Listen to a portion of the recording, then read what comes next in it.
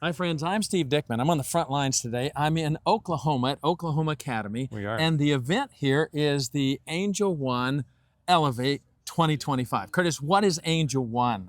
So AngleOne is an organization that supports different aviation projects around the world, mission aviation projects that are Okay. Seventh-day Adventist people that are dedicating their lives not only to serving, but to in a unique way with their skills as pilots. Could be pilots, mechanics, maybe a nurse that's a flight nurse, things like that. So we help recruit them, equip them, give them the equipment they need, the support they need while they're in the field, and then raise awareness for that. We also help start projects that are maybe needing a little guidance or advice on that, and so we help in any way we can to get aviation in a way that can reach people in very difficult places in the world with the gospel. And so aviation is part of that, but you have a lot of other things going on where there's medical needs, there's educational needs, there's things like that, and getting people to those places that are in need is what AngleOne's about. All right, so right now there's a lot of activity out here on There the is. field, and behind us we have a plane taking off as part of this exercise. They're down at the end of the runway coming this way. And what do we have some exercise, actually some training for pilots here, and as part of the AngleOne and the whole experience. Tell us about this. Yeah, so our first plane's just taking off here to do a search and rescue activity. Now there are situations that can come up where maybe there's a need from, and hopefully it's not one of the mission people they're looking for, but there can be a natural disaster or things like that that require a search and rescue need. And so we're doing a search and rescue exercise here where they're going to go out and identify a couple of different points, and then they're going to do an airdrop. And this is just kind of it's not a competition, it's more just an exercise to help develop skills and teamwork. Okay, so AngleOne is about developing skills. It's about teamwork. It's a global organization supporting the aviation, I don't call it industry, the aviation sector of ministry to the Seventh-day Adventist Church globally. Now, what is the real mission, or what is the vision of AngleOne and having events like this? So right now, our goal is to help get the gospel to very difficult places, and that involves, as we said, it could be education, it could be medical relief, emergency relief, things like that.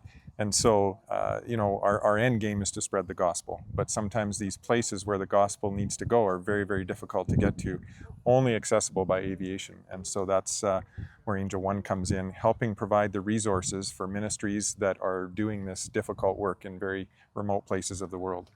Okay, we're going to talk to a few people who are here at Elevate 2025 and just see what their take on this is and how they're involved in this process. So, Curtis, maybe you can help us find a few people we could talk to here today. Let's do that. There's a group over here gathered around, and just find out globally where they're from and what's happening. So, Andrew, you're here at Elevate.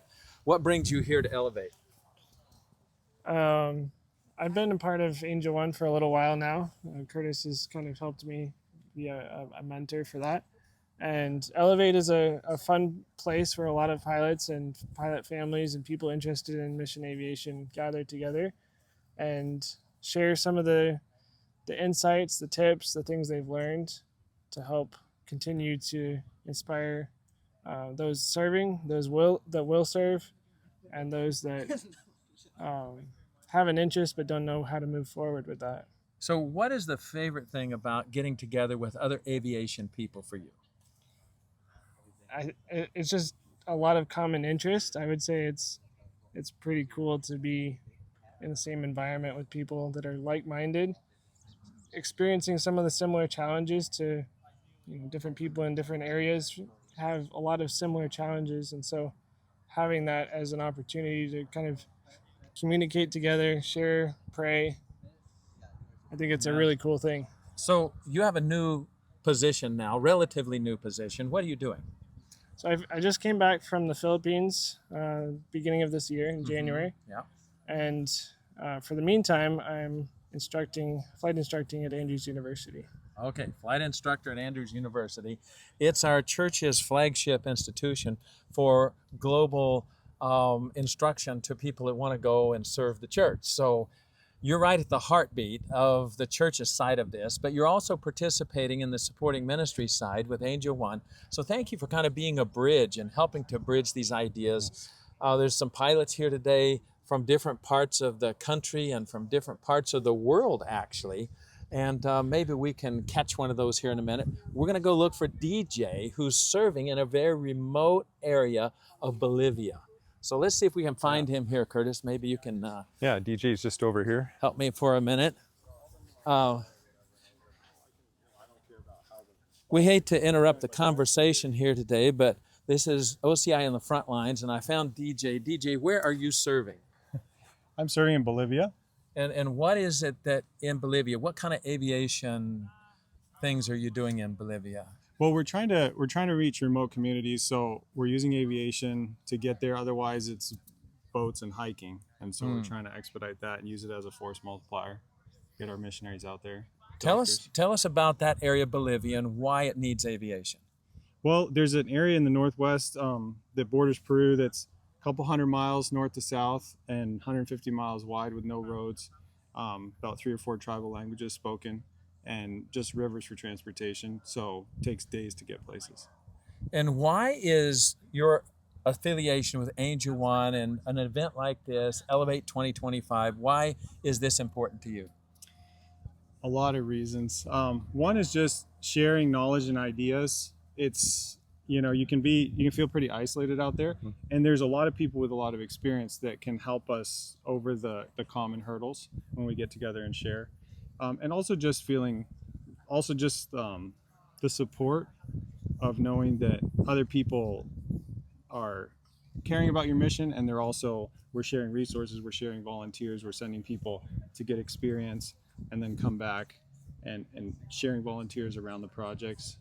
Just tons of advantages to working together. The networking. Yes. Steve, there's something we did this morning that I know you were part of, DJ. Maybe you'd tell us a little bit about that. So this morning we had an hour of prayer time when we had prayer requests for each ministry on the wall and spent time praying over each one in groups of 2. And just knowing that somebody else cares, and somebody will call you and ask you how you're doing with your biggest challenges and how they're turning out, makes a big difference. Helps. Yeah, I was there, and as we walked around, I think there were like 14 different stations where we were praying for 14 different aviation-related ministries globally that most of you would never know their name. You would never know what they're doing, but AngleOne and bringing them together at a conference like this, Elevate, opportunity for them to come together and to look for ways to improve their operations and be more effective. Beaver, step over here. I'm going to just lean on you for a moment. Now, Beaver, you're in a different part of the world. What part of the world are you serving in? So we're working in Zambia with Riverside Zambia, Farm. like Africa? Like Africa. Okay, yeah. and what are the challenges there, and why is aviation important to that part of the world? So there's 30 villages on a river that Riverside borders, Okay. and they're all very remote to the point where they have no education, very little health care, no emergent health care.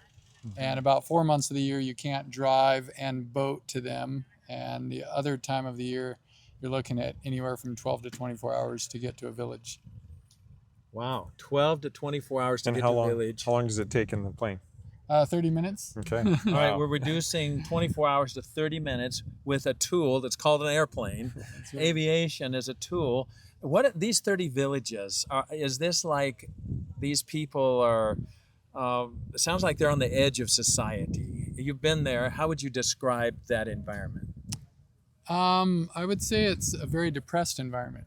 Okay. There's not a lot of hope in these villages. There's a lot of challenges, a lot of abuse. They live off the river, they subsist, and it's very difficult. What's the outlook like for a young person growing up there, particularly maybe a female growing up there in one of those villages? Not a good outlook. Right. A lot of abuse, a lot of lack of dependability when it comes to what we would consider a marriage over there. It's you're just a tool, a product of your environment that's to be used and abused.